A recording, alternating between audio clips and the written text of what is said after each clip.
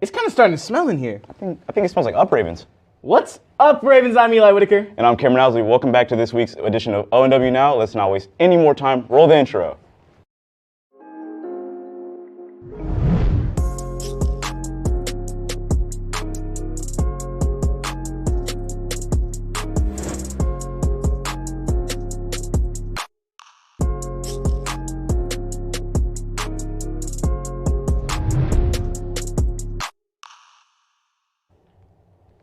Hey Eli, you know the janitors and lunch ladies? I think we should take some time to acknowledge them.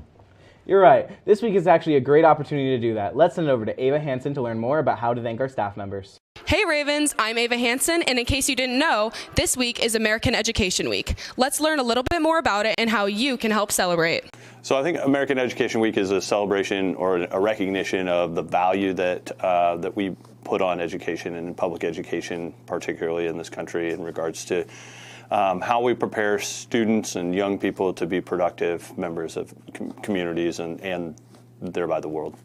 Our school is also acknowledging points of pride, which are attributes that make our school different than others. I would say that, this would be a good time for us to stop and think about all of the unique and special things that we have going on here at Olathe Northwest. This is a big week for our school. We're sending our football team off to play their big game, and that's a really neat opportunity to focus on our school culture and our school pride that we have and kind of rally around them and support them. There's also many ways that students, too, can engage in the week. I think a great way to engage in this week is just to do a few small things. So say thank you to a school employee that you don't feel like often gets recognition. Maybe even take a step like writing an elected official to talk to them about your experience in public education and what you're thankful for about it and what also could maybe be made better.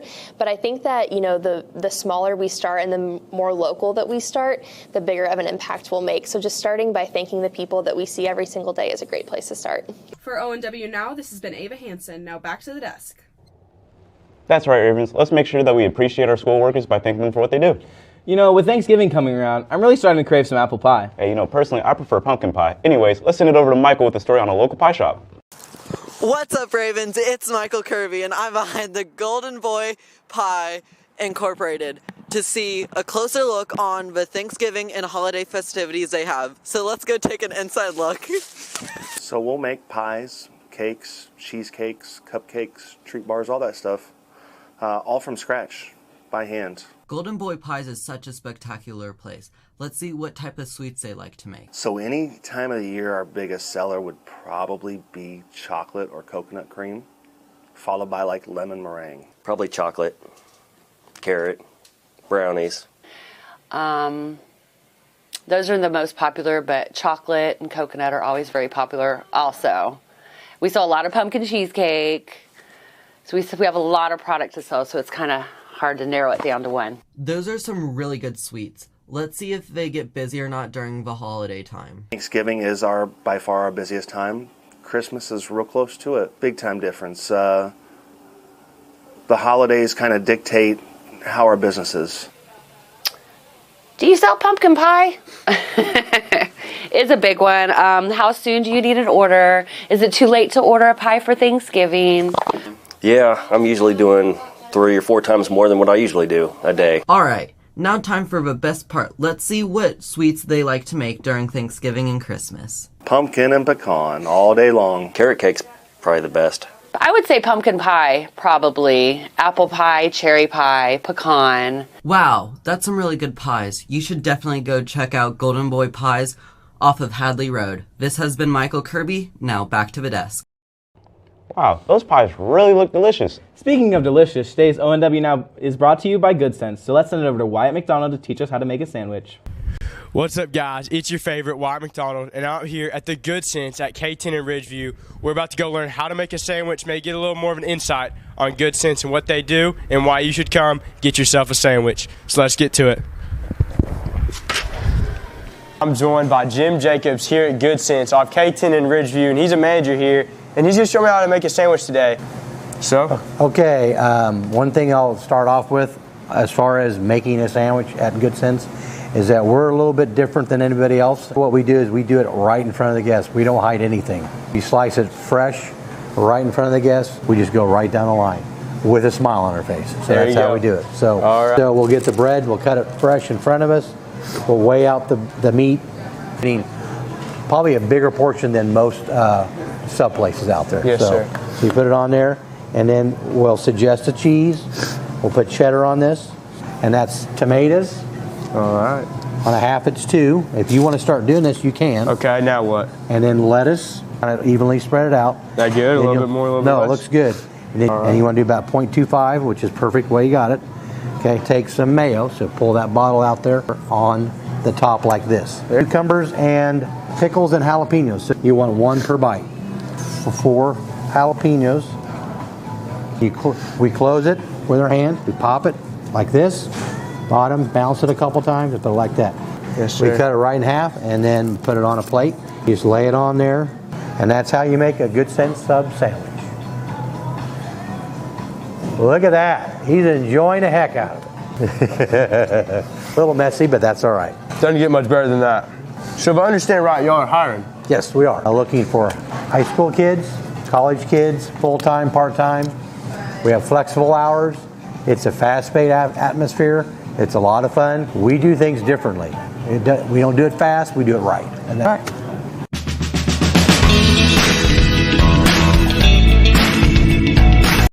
Man, those subs, those look good, man. I don't know about you, Eli, but I know where I'm going after school. Now let's send it over to Weston and Gretchen for game day. What's up, Ravens? Welcome back to another edition of Game Day. I'm Gretchen Renfro alongside Weston Westberger. And we've got a whole lot to talk about, including our own Madison Graham sitting down with Coach Clark and Merrick Greinhardt on last week's intense win against the Olathe West Owls in the sectional round, and we get to learn a little bit more about the start of the winter sports season. So let's get started. We will start off with a recap of the rivalry playoff matchup versus Olathe West. Starting in the first quarter, the Ravens drive down the field to the 10-yard line, and Max Keller gets a rushing touchdown to tie the game 7-7. About a minute to go in the first half, the Ravens are right outside the red zone, and Eric Butler rolls through the middle and gets a touchdown, and Mike Aguirre fakes the PAT and converts the two-point conversion to put the Ravens ahead 22-21. On the second play of the second half, at the 40-yard line, Cooper Carley finds Mission Schleharb open and throws a dime down the field for another touchdown to put the Ravens back up 29-27. Later in the third quarter, Cooper Carley and the offense get down to the 13-yard line, and Mike Aguirre gets the reception for the touchdown to extend the lead 35-27. The Ravens defense went big in the fourth quarter as they pull off another victory on the road 35-33 to send ONW to Sub-State this Friday against Gardner Edgerton. Man, that sounds like an intense win. Congrats, boys, on the win. Now let's give it over to Madison for a recap on last week's game with Coach Clark and Mike Garnert. Thank you, Gretchen. I'm sitting down with Coach Clark and Merrick Greinhardt talking about their amazing season this year. In the regular season, our school rival, Olathe West, beat us. But in the sectional playoff, we came out stronger and knocked them out. Now we're heading to the Sub-State, first time in ONW history. So this is for both of you guys. What was the feeling like when you guys has defeated the Olathe West rival to advance to Sub-State? I mean, it was a great experience being able to spend another week with all of my seniors and just make sure that the last game wasn't against West. Yeah. I mean, the first game, but we had some turnover issues, and so that round, obviously, we played a little bit better. Cooper helps a little bit. Merrick played a really good game on offense and defense, so super happy for our kids. Good. Merrick, you've shared the quarterback position with Cooper Carley for the past few weeks. How have you and Cooper been able to work together and improve the offense every week? I mean, it's a brother relationship. He's my best friend. He's also don't really like the guy because he's taking half my snaps, but I feel like it just brings in the competition to practice, and where we have to be our best at practice to like give us that chance to be out on the field, and it really just like brings the whole offense together. Mm-hmm. Coach, you've won 7 straight games, have 8 wins total, both are school records, and have made it to the semifinals. How does that feel that you've accomplished so much already in your first season as the head coach? I would say the congratulations there doesn't go to me. I mean, Coach Dane, who founded our program, and Coach Sherman and Coach Hafner have all built things either through me or through our coaching staff that have allowed me to help our kids and just develop our kids. And one of the big things for us that I will say, and Merrick will probably attest to this, is, I mean, we work really hard. whether it was this summer or even this year. I mean, we get after it in the weight room, and some of their hard work is starting to pay off as we hit these rounds in the playoffs. Merrick, how are you able to contribute to the defense while leading the offense as well? Just by making sure that our whole secondary is on the same page so we don't have a blown coverage in that. It makes all of our lives a lot easier just being like together, and that's what gets us most of our turnovers, by just being on the same page. Mm-hmm. Coach Clark, what is the game plan for this week on both sides of the ball against Gardner-Edgerton? The big thing for us is to execute run game, pass game. Just like Merrick said, communication on defense is going to be big. Making adjustments. Gardner's a really good football team, and Coach Owens over there will have a game plan for us, and so the adjustments that we can make, with Weston, what he said, at halftime we made a couple adjustments on offense and defense, and I think that helped us be able to come out in the second half and play a little bit better.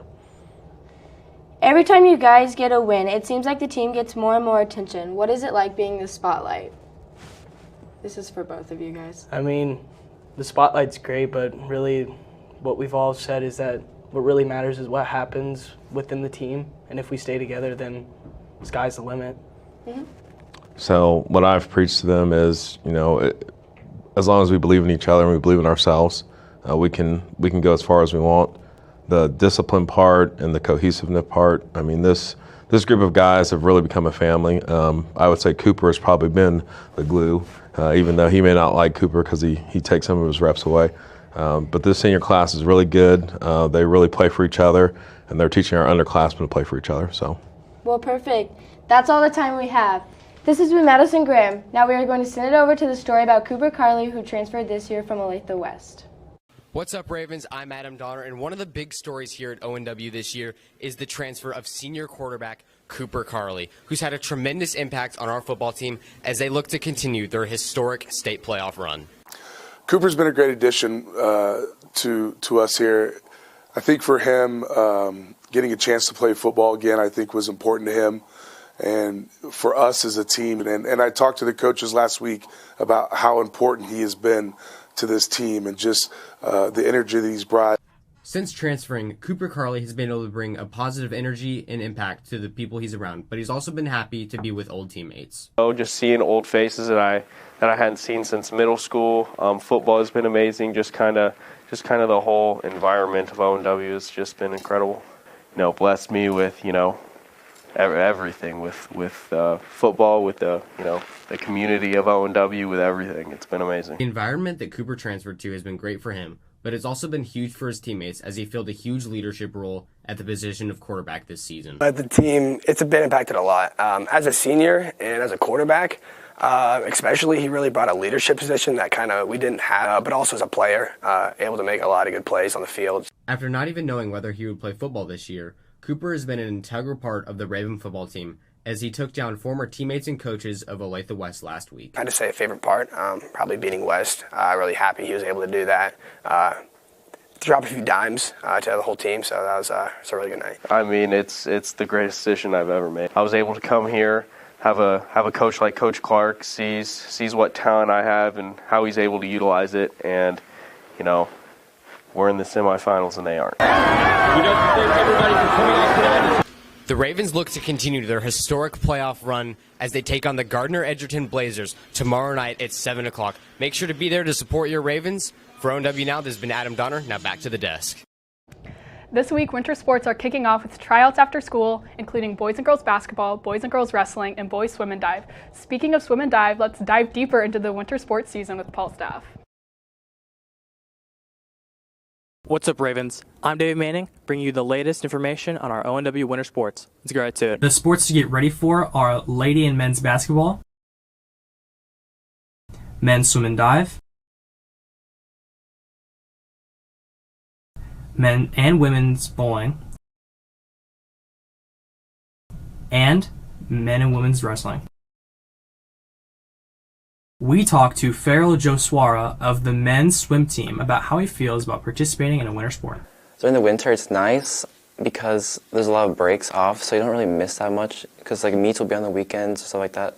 But at the same time, kind of sucks having to wake up in the morning for swimming practice every day, but is fun. It's not actually the swimming that I like about swimming, it's the people. We do a lot of fun things, like we'll eat in the mornings, or we'll have like different fun sets we'll do, or we'll bring like bouncy balls and stuff like that, and we'll have fun in the locker rooms. So it's really, I think it's just the team that makes it really fun. Tryouts have been going on throughout the week, and players have been trying their best to show their skills. So tryouts for swimming is kind of like, it's like elimination basically, I guess. It's like just survive until Wednesday. So Coach Brensham will give us like really hard sets. And basically, if you can survive until Wednesday, you're basically on the team. If you want to have fun and also get ripped, you should definitely do swimming. But if not, if you don't want to do swimming, then you should definitely do winter sport because they're really fun. And the teams are also really fun. Our winter sports are going to be starting just after Thanksgiving break. So be sure to show up, bundle up, while they ball out. From ONW Now, it's been David Manning. Now back to game day. That's all we have for this week's edition of Game Day. Good luck to all of the winter sports teams that begin their season, and be sure to head out to Gardner-Edgerton for the sub-state game tomorrow night at 7. Now let's send it back to Eli Whitaker and Cameron Owsley. Peace out, Ravens. Wow. Good luck to all the athletes trying out for the season. Speaking of athletes, our Raven dance team consists of some of the hardest working girls in the school. Let's hand it over to Megan King to tell us about their success over the years. Northwest High School.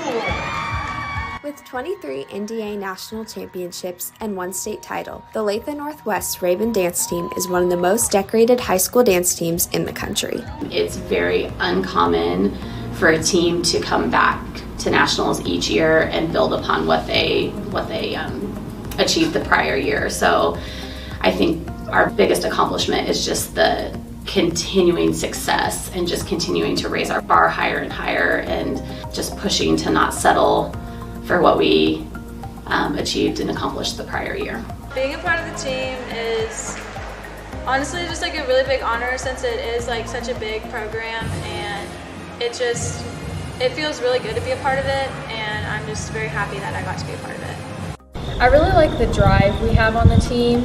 Everyone is just so focused. Typically a team that works out at 6:30 is like, oh, we have to work at 6:30, but it's really just a positive environment, and everyone just makes it a really exciting time. Like, we're getting ready for nationals. To all my friends, I'd love to stay. We just have a group of kids that continue to raise the bar for our program every year and just hold themselves to such high standards and expectations. And because of that, they're able to push each other and just really bring out the best in each other and everything that they do. Everyone always says, like, there's nothing like nationals, like, there's nothing like it. And you're like, okay, sure.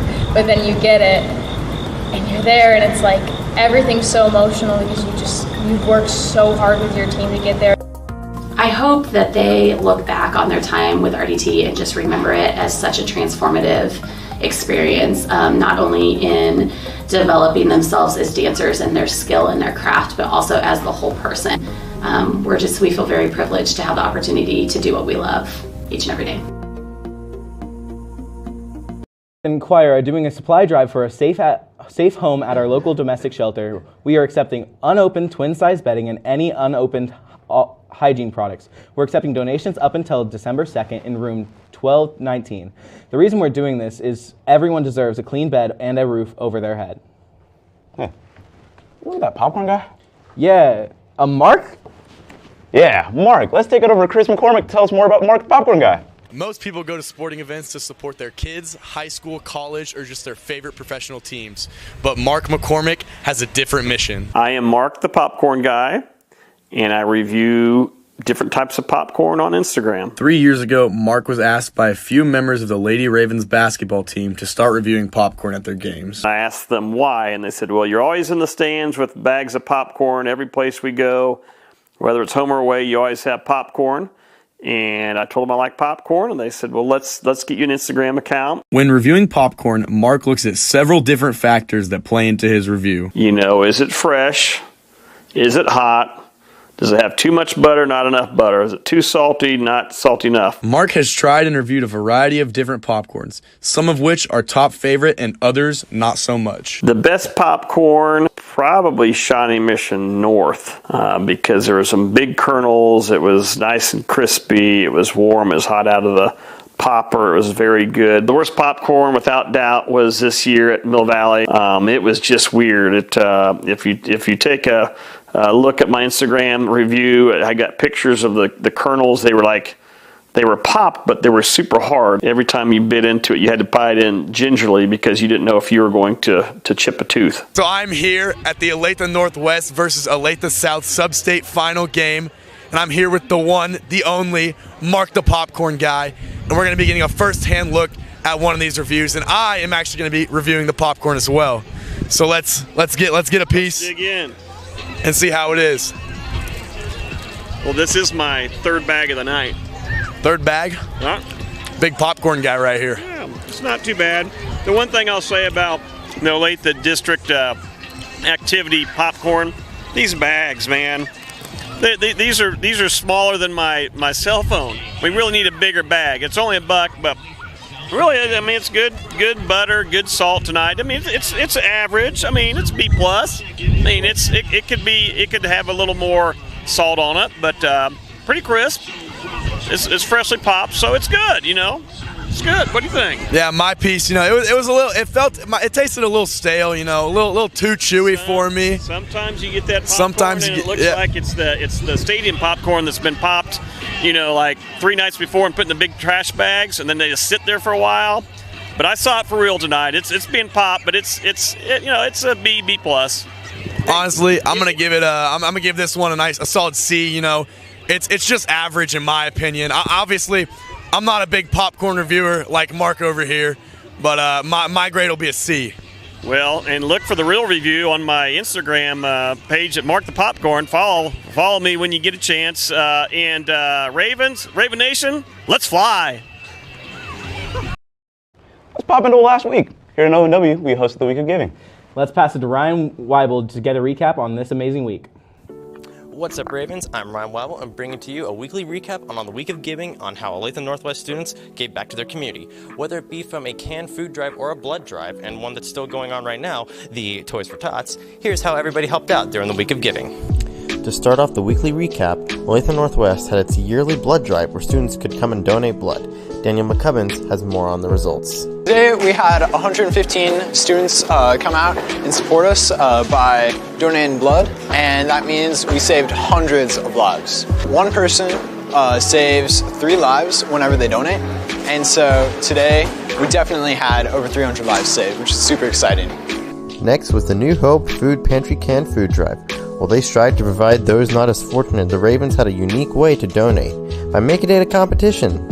In the end of the week, the juniors came out victorious with over 200 cans donated and got to leave school a whole 15 minutes earlier. Finally, with the ongoing Toys for Tots Marine campaign, with their ongoing goal to donate to kids who aren't as lucky to have a fulfilling Christmas, Ravens continue on to help reach their goal of 300 toys donated. This week, many toys were donated and racked up to get even closer to that goal. Now, if you're interested in donating for Toys for Tots, there are cardboard boxes laid out in the Commons and attendance office right now, so whenever you have free time, give a gift. For the weekly recap, this has been Ryan Weibel. Now back to the desk. Well, Ravens, unfortunately, that's all the time we have for today's ONW Now. I know you're sad to see us go, but don't fret. We have more coming after the show. Stay tuned to see the one and only Wisdom with Wyatt take it to the halls to test students' knowledge with some trivia. Until next time, Ravens, I'm Eli Whitaker. And I'm Cameron Owsley, signing off. What's up, Ravens? It's Wyatt McDonald here. Wisdom with Wyatt is back. Going to be asking some trivia about some water, maybe giving out some free water bottles, so let's get right into it. All right, I'm here with Nolan Wallace. All right, Nolan, so what percentage of the earth is made up of water? 70. I mean, 71 is close enough. Here's a free water bottle. Thanks, Nolan. Stay hydrated. That's right. So I'm here with Carter, code. All right, Carter, so what percentage of the water on the earth is in the ocean? 50%. It's 96.5. But hey, here's your water. Stay hydrated. Thank you. No problem. All right, I'm here with Carson Beeler. All right, Carson. So, what's the biggest ocean on the earth? The Pacific Ocean. That's right. It's a free water bottle. Stay hydrated. Thank you, man. No problem. Here with Roar Gardner. All right, Roar. So, what is the biggest ocean on the Earth? Atlantic. What? Bro, what are you talking about, man? It's kind of the Pacific, but hey, free water. Stay hydrated. Hey, thanks, Roar. What's your name? Jake Conley. Jake Robinson. Okay, guys. So, what's the longest river on the world? In the world? The Mississippi River. We got matching tattoos. The Amazon. Is he right? Yeah. That's right. Man. All right, one more to redeem, and you get a free water bottle, Jake Conley. Okay. So we get a free one because you gotta stay hydrated, you know. So what's the biggest ocean in the world? Pacific. There we go. Yeah, stay hydrated. Stay hydrated. Hey, Thank you, sir. have a good day. Have a good day. So I'm here with Christopher Pitt. Christopher Pitt, I got a question for you. How much of the Earth is made up of water? 75%. 71, but hey, free water. Stay hydrated, big guy. Thank you. He's cracking it open. He's cracking it open right here. Wow. All right. So Gavin Don's here, right? Yeah. Okay. So out of all the water on the Earth, what percentage of it is in the ocean? 75. No, it's like 98.5. But we're gonna give you a water bottle anyway. Stay hydrated, big guy. Go Vikings. It was a great day. We got maybe you learned a couple facts about water that you didn't know before. We gave out some water. That's all for today. Remember to stay hydrated.